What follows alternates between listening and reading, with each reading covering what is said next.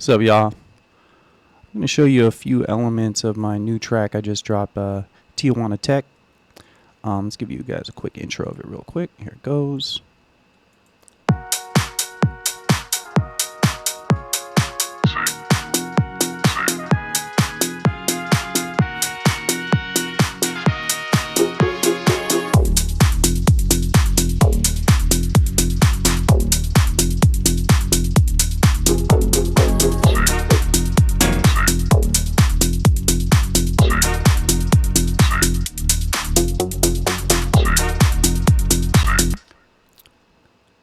Okay, the first thing I'm going to show you guys is the bass line, kind of how I processed it, my ideas behind the calm response once we got the bass line down. I got a lot of good comments about the bass line. Bass line got me on a lot of playlists this time, so let's go with it. We started with some Serum 2 with a preset from Kick and Bass, K&B Bass Fat, followed by some Saturation. So let's go ahead and turn off all these elements first and kind of show you how it feels when we build it. So here's the MIDI.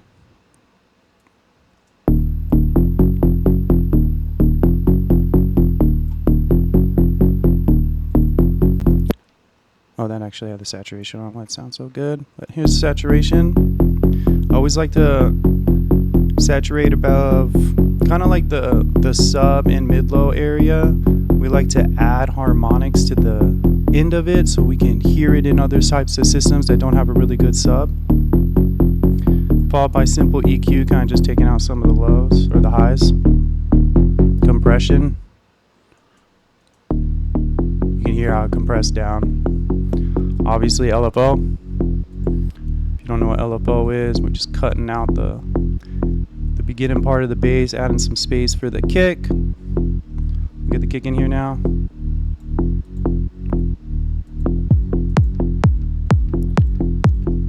You know, when I first started, I used to really like to overprocess my kicks, but you really don't need that much more than just some simple EQ. Most kicks nowadays are heavily processed, so if you keep processing them after you get them, it's gonna sound like shit.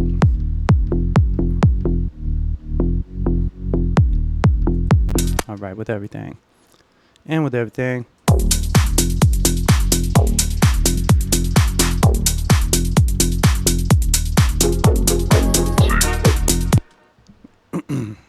So let me show you kind of how like my thought process goes once I get this bass line down. I always like to fill it in. So first thing I'll do is I'll kind of grab the MIDI from the bass, and I'll see, you can see what I did here, and I'll move the bass MIDI down to like another Serum instance, which is what I did here, and then I removed notes to kind of fill in this section here. So you see right here, you can hear these notes. These are just the MIDI bass notes from up here, and together, you know, they're going to give it its own vibe.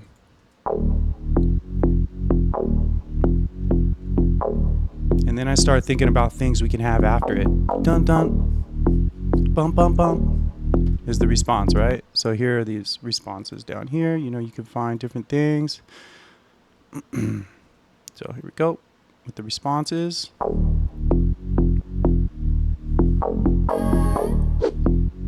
Little hit right there, like we got in Street Fighter or something. And then right here, down here, you can see this is the same MIDI notes, but we chose another instrument, shaped it out. This is the last MIDI notes of the bass line right here.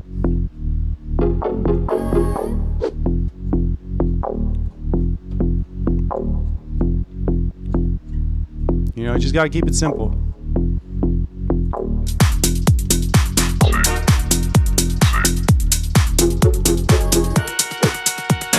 Alright, the next thing I want to show you, I do this a lot and most of my tracks, is kind of moving automation with your mouse opposed from writing it in. So if you don't know what automation is, if you hit A, you can see all the automation lines across your track. So let's go to the break, because the break is actually what I wanted to show you guys.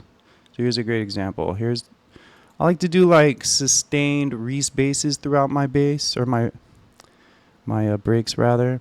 And you see down here how this is all moving right here.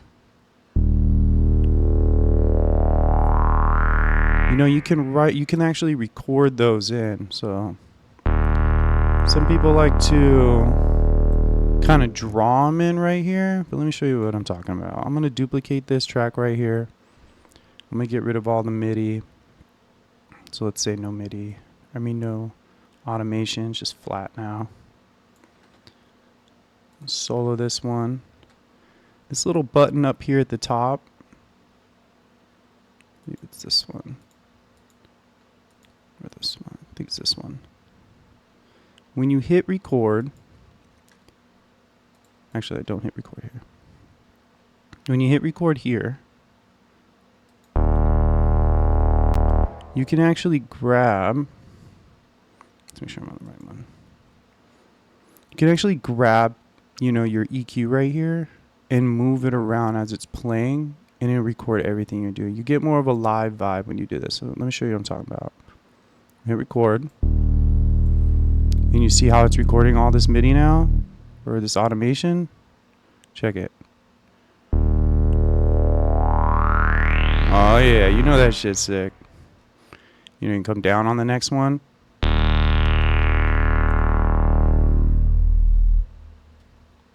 So you know, I like to do this through all kinds of different sounds in my track. Get rid of this. I'll even show you where I did it right here. You know, we just got a simple vocal loop right here that we got from Splice. I don't know where else to get samples. You see it's doing the same thing. This is a really easy way to make your samples you pull offline sound a little bit different than other people's.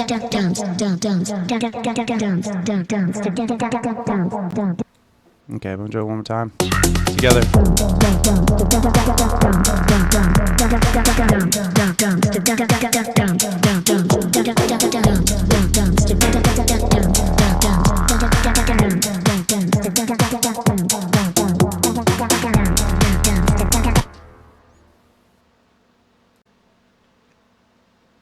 Okay.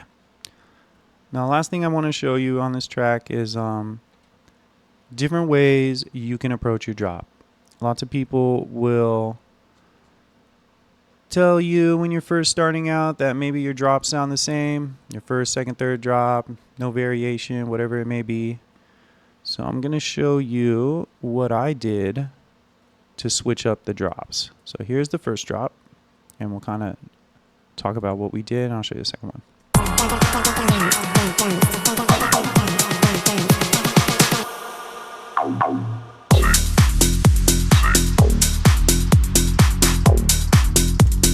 So real simple. We got a snare build going through the first build up right here, and we do a nice little break right here, and then we do a drop. Whenever we do a little break in between the drop and the break, I like to bring in an element from the drop to kind of tell us we're about to go into the drop. You know, this is a great way for you to show your style. Breaks and drops in between all that stuff is what really makes someone stand out opposed from a beginner. So that element that I chose right here was actually one of these donks that were my response through the break here, or the drop. Here's the drop. Hear that right there? So I put that right before the drop. You can hear it right here. You can even affect it in a different way, which seems to be what happened right here. So check it.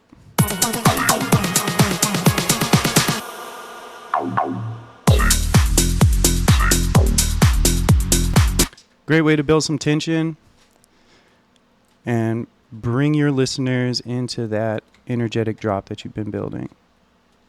All right, drop 2.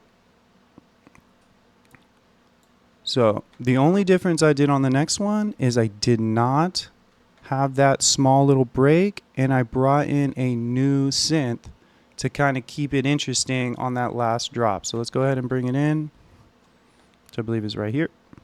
So here's the break to the last drop. You'll hear the difference.